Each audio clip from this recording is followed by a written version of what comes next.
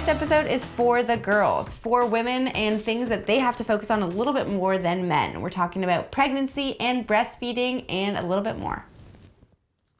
This is a pretty difficult question. So it really depends on who you are and what your individual preferences are and needs are. In general, through pregnancy, you're going through a roller coaster of emotions. So not just emotions, but your hormones are changing. Your body is being used to serve the life of creating life for somebody else. So if tracking your food is going to be super high pressure for you and it's going to make you feel like, if you don't hit your macros, or if you do, it's going to be something that is a little bit more pressure or makes you feel like a failure, then it's definitely something I would tend to avoid. A lot of people in the first trimester feel like they don't have any energy, they get nauseous or can experience vomiting. So I definitely wouldn't necessarily suggest being so focused on tracking your macros while you're in your pregnancy, because there could be times where you just might not get it in. You might be craving certain things over others. There's tons of food aversions that come in during pregnancy. Just the smell of certain food items can make you sick. So I wouldn't put too much pressure on yourself to make sure that you're hitting a certain amount of macros and tracking your food so precisely,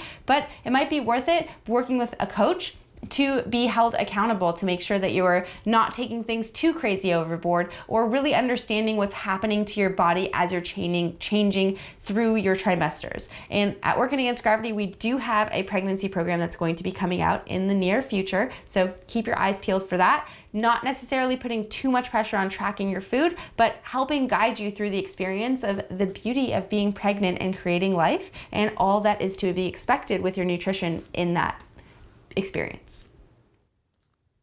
After giving birth, especially if you're having your first child, your life kind of gets flipped upside down. Now your priority is to take care of this new life, and if for those of you that are breastfeeding, that's going to be a priority as well. So if you're ready to track your macros again, then that's absolutely amazing. But if you're not, and you're really just focused on getting enough food to have a continued milk supply, then that's totally okay too.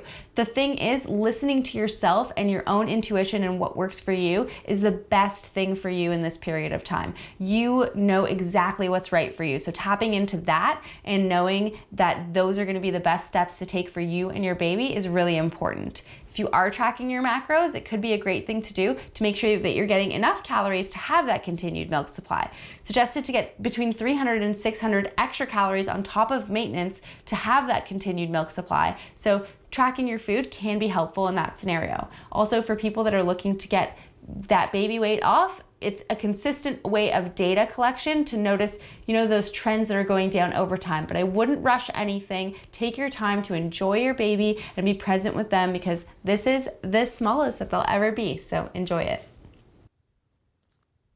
So we're going on a tangent now. This has nothing to do with breastfeeding or pregnancies, because I wouldn't suggest measuring your belly in pregnancy unless you really want to and you're curious to see the growth. But if you're just tracking your macros and you're looking to see the measurement changes over time, whether your waist is getting smaller or larger, your hips are getting smaller or larger, as well as your bust getting smaller or larger, the biggest suggestion would be to measure yourself in the same spot every single time. Consistency is generally more important than accuracy. So what I would suggest is, for your hips, it's going to be from the widest section of you. That's where I would choose. For your waist, it's going to be in the smallest section of you, above your belly button. And then in your bust, it's going to be in the middle of your chest. What's most important, again, is just doing it in the same spot every single week so that you can monitor changes over time. Thanks for tuning in to our episode all about the ladies. And for those of you that are pregnant or looking to get pregnant, look out for our new program that's going to be coming out soon.